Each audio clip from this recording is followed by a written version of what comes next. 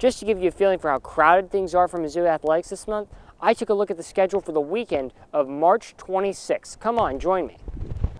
That Friday, Mizzou tennis takes on Alabama here at the Mizzou Tennis Complex. Softball plays Auburn, and baseball takes on Vandy here at Taylor Stadium. That Saturday, baseball takes on Vanderbilt again, and softball takes on Auburn again. On Sunday, Mizzou tennis takes on Auburn here at the tennis complex. Softball faces Auburn, and soccer takes on Kansas State here at Walton Stadium. A lot of these games are happening at the exact same time, and that spells disaster for traffic at Mizzou. Voters across Missouri made their way to the polls yesterday, but how does it turn out this year compared to that of the 2016 election? In Callaway County, absentee voting also rose across mid-Missouri. In Boone County, about 28,000 people voted absentee in person or by mail, compared to about 6,000 in 2016. In Cole County, 10,000 people voted absentee, compared to just about 4,000 in 2016. From the newsroom, Kyle Jones, KOMU 8 News. Tony Workis' calendar is full this month. When you overlap winter and spring sports, it's always a lot of congestion going on. Schedule congestion is a major theme for Mizzou athletics over the coming weeks, and that means more work for Workis. So a lot of times you might have one event and you're going to need to shift, whether it's some of your part-time staff, some of the parking, the police, EMS, all the different resources we have, and we might need to shift it from one event to another event. In a normal year, that means shifting resources between one or two events, but this year, Tony has to manage even more sports, as Mizzou soccer and volleyball are in the middle of unique spring seasons. A lot of times we can't even control necessarily the start time of the game. So what we have to do is we take the things we can't control and we have to just make the best of it and figure out how to make things flow the best way we possibly can. Just to give you a feeling for how crowded things are for Mizzou athletics this month, I took a look at the schedule for the weekend of March 26th. Come on, join me. That Friday, Mizzou tennis takes on Alabama here at the Mizzou Tennis Complex. Softball plays Auburn, and baseball takes on Vandy here at Taylor Stadium. That Saturday, baseball takes on Vanderbilt again, and softball takes on Auburn again. On Sunday, Mizzou tennis takes on Auburn here at the tennis complex. Softball faces Auburn, and soccer takes on Kansas State here at Walton Stadium.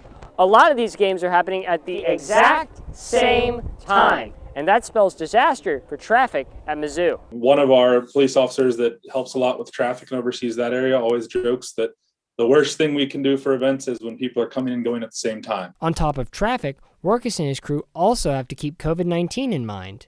It's definitely a big puzzle of which thing happens first, and then when something shifts, how you have to pivot and adjust whatever's taking place. Mizzou Athletics has done plenty of pivoting this year and will no doubt pivot again as the year rolls on. From Columbia, Kyle Jones, KOMU 8 Sports. It's often said, let your play do the talking. Well, Rockbridge has been pretty vocal this year. The Bruins aren't the only ones you'll hear, though. Just a few feet behind home plate sits a group who will stick by this team through thick and thin. Their parents. Anybody in 1 through 9 can come through in a clutch hit. I knew these kids could hit, but the one thing that's really impressed me is the defense. Her dad and I are her biggest fans. The Bruins are one win away from an undefeated season and a state championship. In a season full of pandemic uncertainties, their parents have been behind them the whole way. Parents have stepped up. They've done a great job of just trying to manage all the off-field logistics as much as we can so that the players and the coaches can focus on what they need to do. Rockbridge has never won a state championship. In 2019, the team came in 3rd place. Chances like this, they don't come around very often. And to go undefeated would be, that'd be super cool.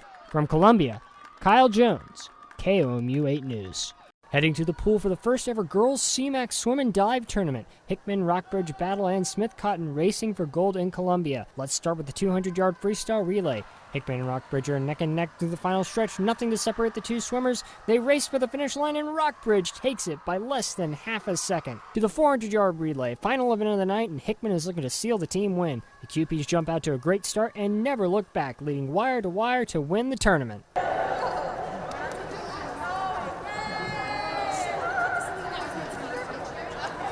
Basketball time in Westphalia, where Fatima takes on St. James in district semifinal action. St. James came out swinging. First quarter, Christopher Boone takes the pass and puts up the corner three and sinks it for the Tigers.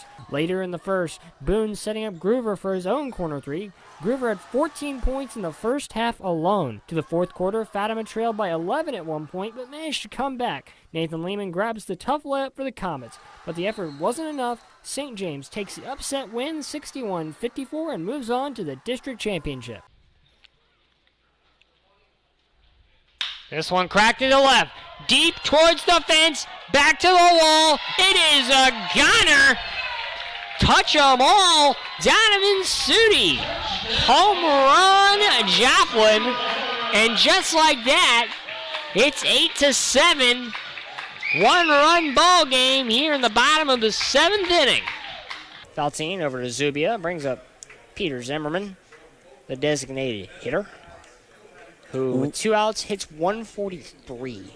Guys on third base, right-handed hitter at the plate, fast runner on third base. That one's in there for a strike. This is a situation you might see one of those little gimmick plays that comes up. A squeeze play bunt, something like that. Heck, I mean, Holt's taking a monster lead. This one grounded through the gap, and the Tigers are going to get another run.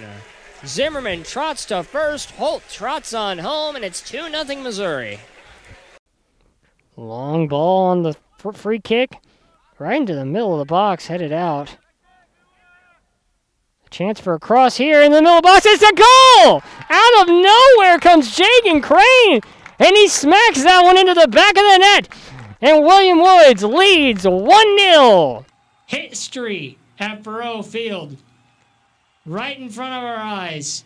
Sarah Fuller lining up to take the kickoff to start the second half. She becomes the first woman in history to play in a Power 5 football game. She becomes the third woman in history to play in a Division I college football game. She wears the number 32, standing 6'3", from Wiley, Texas. The SEC soccer champion boots it, little squibber, and it gets all the way about to the 35-yard line. It has to be fallen on. In all honesty, that was a good little squib pooch kick there. Oh yeah, that looked like it threw Mizzou for a loop It right did, there. for sure. And she gets a standing ovation from the Faurot Field crowd. What a moment.